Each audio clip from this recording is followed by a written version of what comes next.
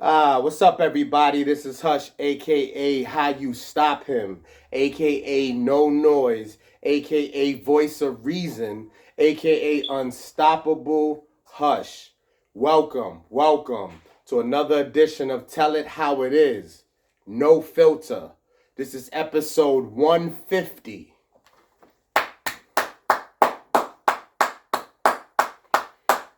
You may want to know why I'm clapping. I'm clapping because 150 is a nice round number.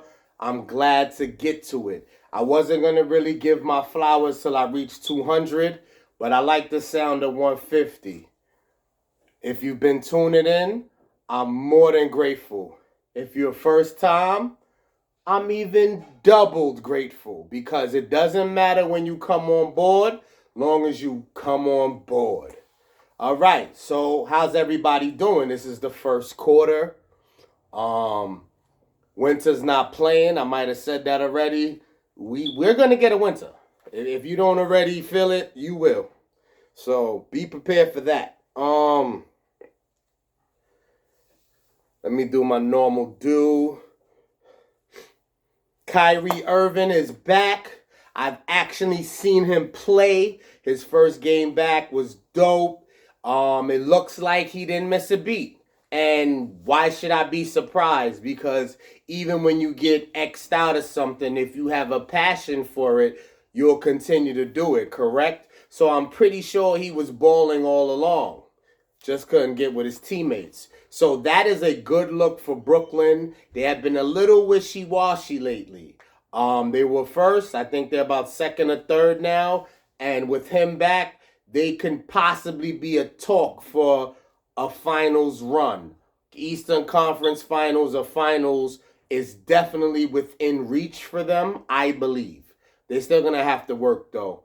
The NFL is approaching the end. It might be the end, and all we're waiting for is playoffs, Super Bowl, Pro Bowl for my football heads. There was a few upsets in the final games of the regular season, to my opinion. Cardinals lost, the Packers lost, but let's get it straight.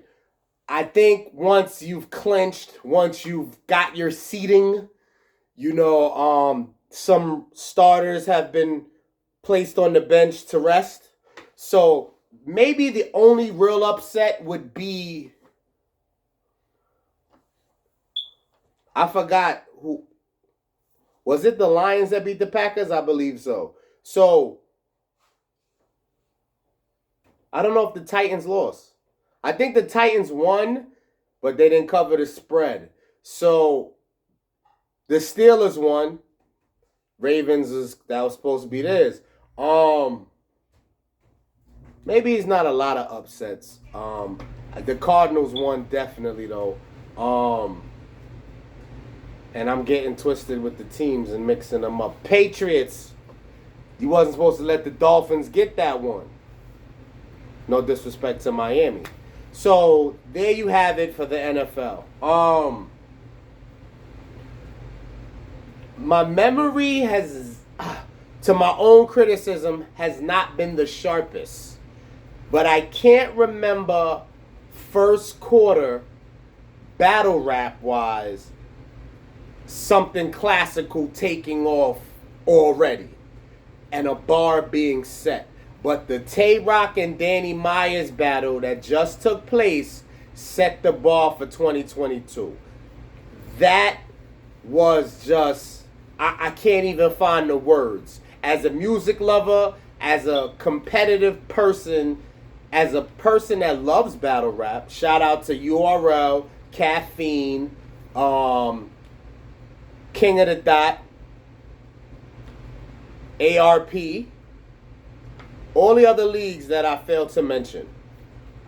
I'm a fan. So, this Danny Myers and Tay Rock thing was definitely satisfying. Sue Surf, if you're aware of who that is, has kind of been on a tear lately. So it was dope to see Danny kind of attack both Tay Rock and Sue, because Tay Rock and Sue are cool as hell. So that was classical. My only criticism, because there's a lot of battles of last year that I still haven't seen outside of catching it live. Smack, you've been this way most of the time. But can we get those battles, please? There are some battles I need to see. I want to see Geechee versus Math. I've seen it, but I need to see it again. I definitely need Surf versus John John. Definitely need that. And there's a couple more, but that's just to let you know, man. Smack, stop holding them shits, yo. Kayshawn Chess. I need that. So, and shout to the women too. Let me not get it twisted like the women don't be having classics as well. Shout out Lady Vixen, KCJ, I believe. You know, those are some talented sisters. But I'm very impressed in how the year started battle rap wise. So I had to take time out for that. In other music, I am very curious to see who's gonna set this off in the industry with a hip hop album to start the first quarter that I can vouch for. I think the Nas Magic album is not 2022. I believe that's the end of 2021. That was dope though. He got some cuts on there. I can't front. Truth, Meet Joe Black, and I believe it's 4016 building. I'm feeling those. I gotta go back. Where's the producer Hit Boy? Maybe I need to holler at you. That's dope. Flowers to Drake.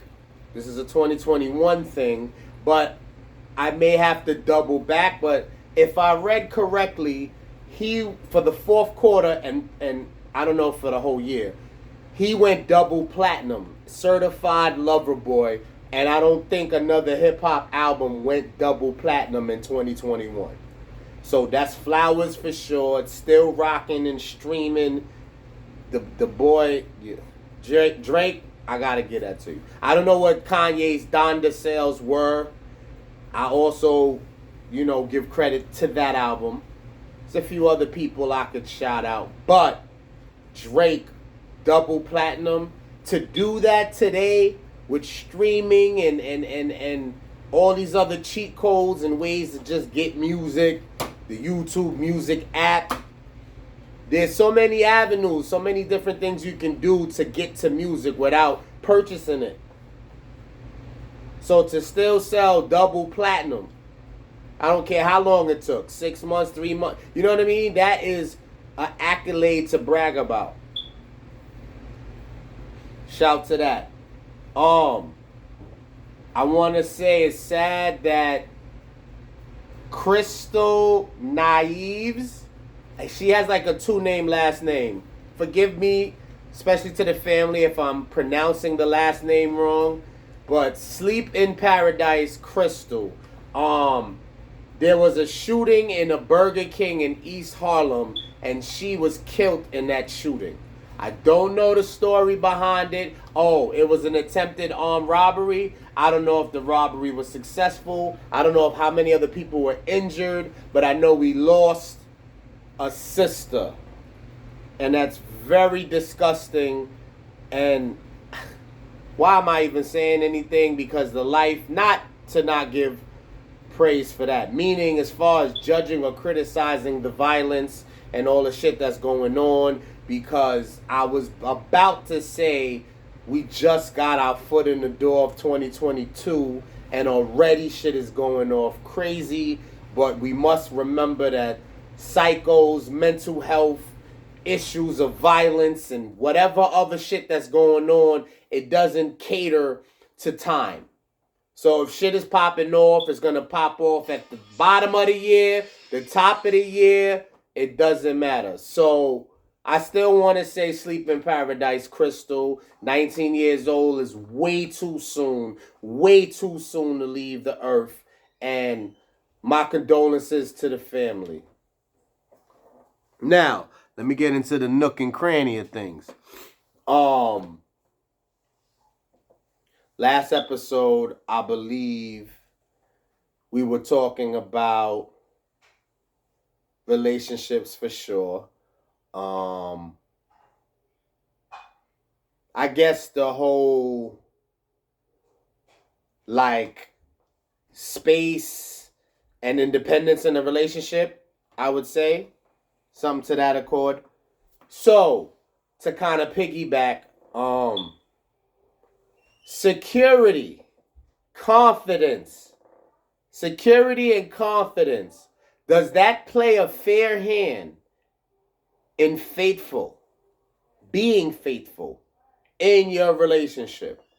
Meaning, man, that's something to dissect. I take back the word meaning. Do you think that having security, being confident, being sure is like an easy ride to being faithful? Meaning strategy wise, meaning like just keeping a clear head, clean head, avoiding temptations, just, dodging the BS. You think that the people that are able to do that is because that is the resume, their security, their confidence, or can that be used for evil? Meaning the relationships where there is cheating going on, where they're doing them, is that also security and confidence contributing to that? So we really can't call it, can we? There is no one preference. There's no one case. So I guess this is another thing that's hard to unpack, because confidence, security should, that sounds like positive things, that should help make a relationship healthy. That should make you remain monogamous. It should. But in the same breath, I feel it does contribute to cheating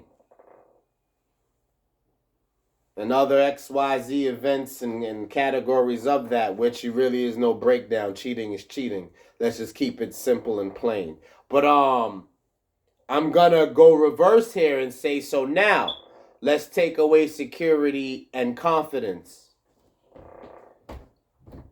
You can't win either way, because if you take away that, cheating, I got cheating going down maybe more, maybe, if there's no confidence, if there's no security, because now you need an escape to kind of like fill that void, fill that hole.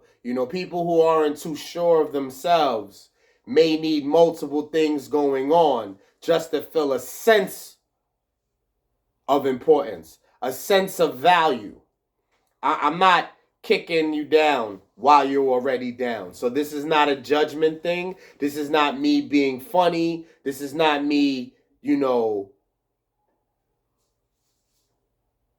stomping on your character. This is a cry for help that you should need. Mental health, more so. What are you using to judge? What are the tools that are in hand when you're determining where your confidence is? Where does it lie? And your security and all that. So, no one's going to try to hear, especially if they've been the victim of, that this is justifiable in any kind of way. Nor am I putting it out there like that. I'm just saying that I may criticize more. I'm just keeping it a bean. If you have security and confidence, I might criticize you more for your infidelities, more than someone who has little to no security, little to no confidence in self. So now, what you should ask the person dealing with this, was this something spotted immediately over time? Because it's a lot to carry. That doesn't mean you deserve to get the shit end of the stick, but that is a tough call. So now if you were able to pick that out, even if not immediately, what are we doing? Are we having the patience to try to give this person nourishment and love to break them out those unfortunate mental states. Because confidence and security is mental. It's definitely mental. So it's about how you think and how you feel. Now, should this be approached and dealt with in a relationship? Or is this something that you definitely need therapy?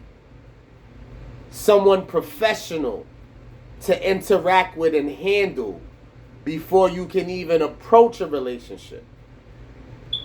The thing about the world is that timing sucks. Timing is limited.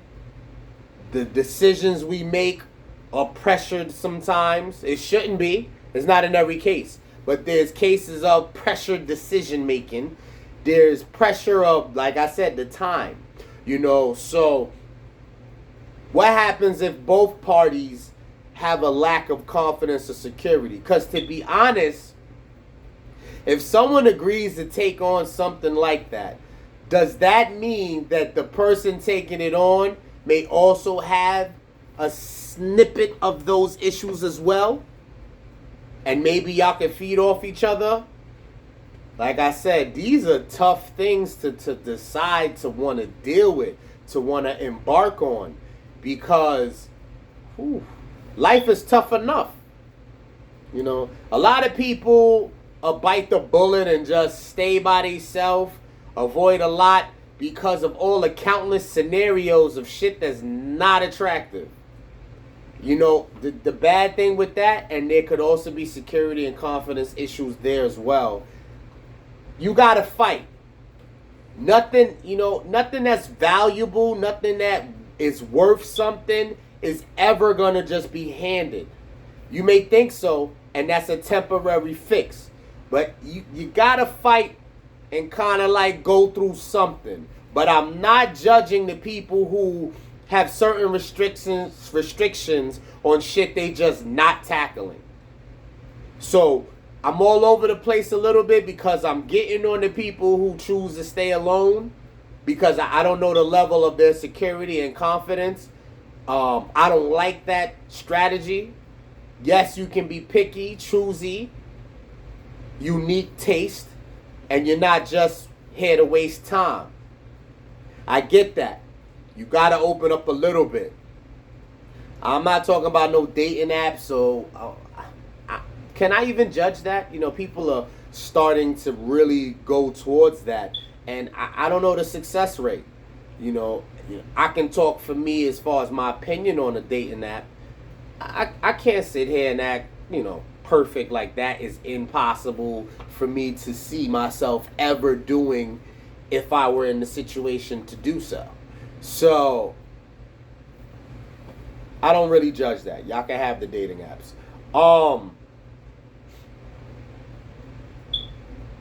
Find some middle ground, I guess, between not trying to take on too much versus not wanting to deal with anything. And I feel if your security and confidence is where it should be, there's a normal level and there's ones that's a little bit more secure and confident than average. That I don't think that means you're supposed to take on some heavy shit. If you choose to, be prepared. Be prepared. I don't even know where to begin with that because, man, I'm too, kind of understanding when it comes to things, and maybe that's a flaw because I get it. I get if you want to deal with. I mean, like, again, even as I'm talking, I don't mean that you're gonna friggin' put that in your profile that's what you're looking for. I just mean, however people cordially meet and interact and then possibly take a shot at dating. And then you find out things and you're like, do I really want to do this? It's noble if you decide to. But I don't know a real solution because, again, I gave scenarios of both parties. Maybe one has a more issue of the lack of confidence and security, and the other person just is very minute. Do they make a good pair to kind of try to work through the issues? I don't know. I feel like it's a possible turmoil all around, all scenarios. A highly confident, secure person with a person that's not near that caliber. Two people who are highly confident and secure. It may sound like it could bump heads, but that may be the best scenario out of all of this talk, because whatever the issues are, they can get through it. It doesn't guarantee they'll make it forever and they're meant to be, but that's a position I would want to hear. Two of them up here in the level of confidence and security. Two people with low security and low confidence. Can you minus that? They could get some going. I guess another characteristic would be patience, because do you see yourself saying that somebody with low security, low confidence is patient? I think patience is a confident, strong thing. So it's not like they don't have none. I just don't see where that factors in to help. And if it does, you do have a chance. So what scenario outside of the obvious high confident and secure people would be the next thing to try to tackle? I guess my opinion would say one with confidence and security dealing with one with not so much. I don't like the sound of two low confident and low security people. I don't like the sound of that. It's dope if that occurs and they make it, but it seems like catastrophe to me. The person with the confidence and security that decides to deal with someone of less has to have patience. Definitely. But that would be the next scenario for me, outside of two highly confident and secure people. Either way, this is something that can't be unpacked in one sitting, because you gotta really kind of like analyze this shit for real and say, wow. So the high, secure, and confident person that deals with the one with less, do you can. It doesn't. It may sound funny, but it's not. You may need to keep notes, peep certain behaviors, patterns. The word tippy toe bothers people who are really high confidence, high secure, and really don't like to waste the moment. So you don't really want to get into the habit of tippy toeing. But you have to use some discretion when you're the confident one and you're dealing with someone of less. So that may cause an issue immediately if you don't have the patience to kind of like work this through. Now, there's a difference between having patience and you must see some kind of results and some progress versus shit just ain't going nowhere or going backwards. I get that. Everybody's human. Everybody has a cutoff point where it's like, you know what? I tried and this shit just doesn't seem feasible. I still like that scenario over the two that are lacking confidence and security, because I wouldn't even know how to approach that to give guidance or any kind of view on it, because who's gonna be somebody has to be stronger, somebody has to take the lead, and if they both are low in those areas, who's gonna step it up? Now that can be some spiritual type of, I don't even know what other words to add. I think spiritual is enough to make it where one of them steps up, which the plus of that is, if that happens, hopefully the other can gyrate in that direction and feed off that energy.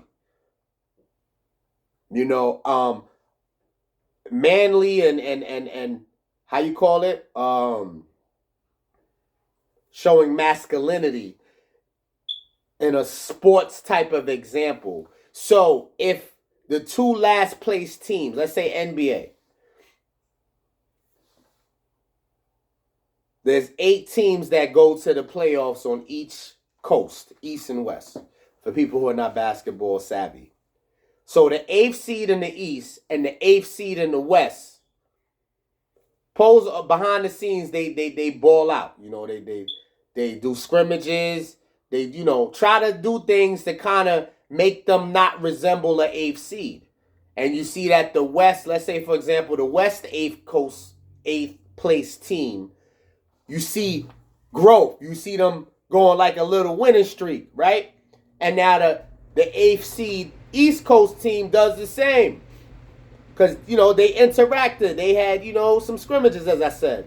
So, you know, I don't want to really take it out of context for people who are not into sports. But it's like that. If that can happen, prayers and spiritual, that's dope. Because you know what? Even though I'm saying the scenarios, the best scenario is 2 confident people, and then one being more confident than the other, and then 2 lowly confident people is the order of what you should want to approach in life.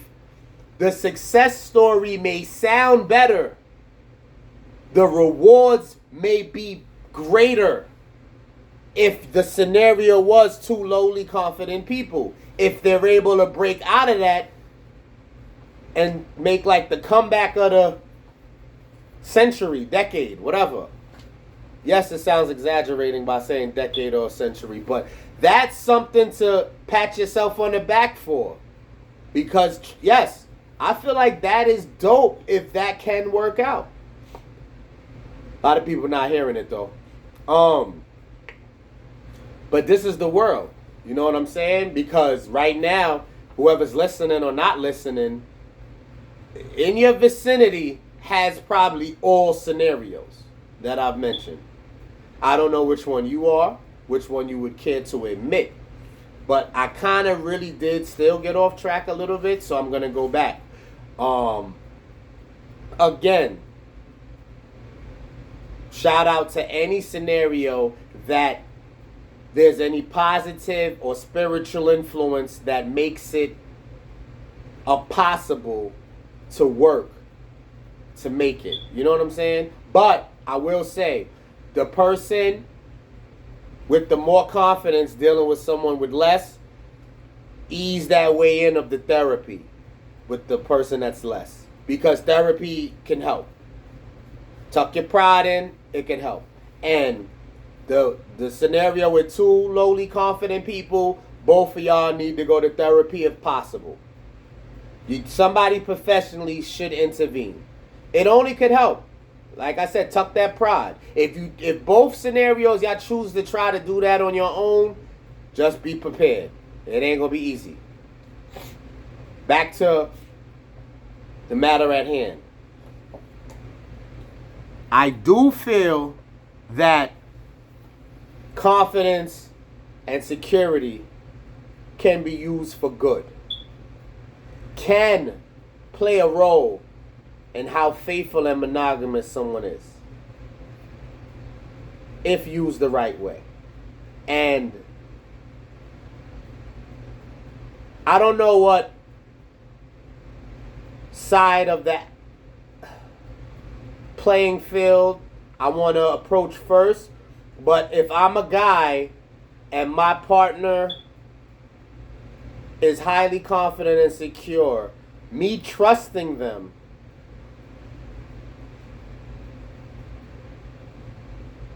if I'm just as highly secure and confident should be pretty fair to deal with. Should be good money. Should be good money. Should be good money. Female wise, dealing with their partner. based on how strong, sorry ladies, emotions kick in. Let's not act like they don't. You can possibly be comfortable as well. But I think if both parties are highly confident and secure, that may be the vulnerable spot first. Maybe. Depends. I can't see a confident, secure man having that vulnerable moment if he's faithful. These are only the talks if both parties are faithful, how your mental could play a little bit in the bad direction. Sometimes too good is bad momentarily. Now, take the man that's confident, highly secure, dealing with a female that's less. Regardless, and I'm going to get to that. Let me not jump the gun. That's really not a male, female, gay, or straight thing. I think when you have one person who is and one person who isn't, you're kind of dealing with the same possibilities all around. So that scenario about one and the other not, when they're not equal, I think that's the same recipe for disaster or success, and it doesn't matter what scenario I give you of the guy being the one or the female or whoever.